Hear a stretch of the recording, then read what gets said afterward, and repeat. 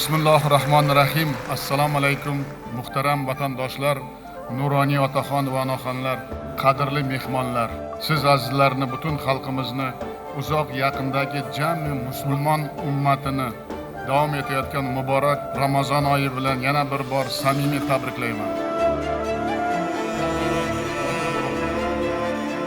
Ushbu sharafli oyda go'zal diyorimizda mana shunday fayzli iftorlik marosimini el yurtimiz bilan birgalikda o'tkazish nasib etgani uchun mehribon va qudratli Alloh taologa behisob shukronalar aytamiz.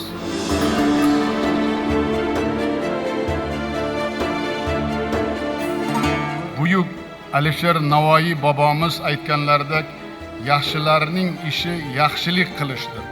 Chindan ham bu hayot aynan ezgulik va yaxshilik tufayli doimo yorug' va bardavomdir.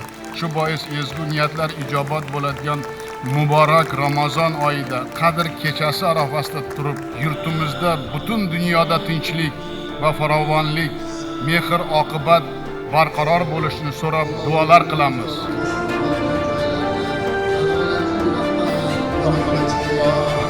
Ilohim hayotimiz doimo mana shunday munavvar, fayzli va barakotli bo'lsin. Duogo'y otaxon va onaxonlarimiz sog' omon bo'lsin. Farzandlarimiz bilimli, kasb hunarli, azmu shijoatli yoshlar bo'lib, vatanimiz shuhratini dunyoga tarannum etsinlar.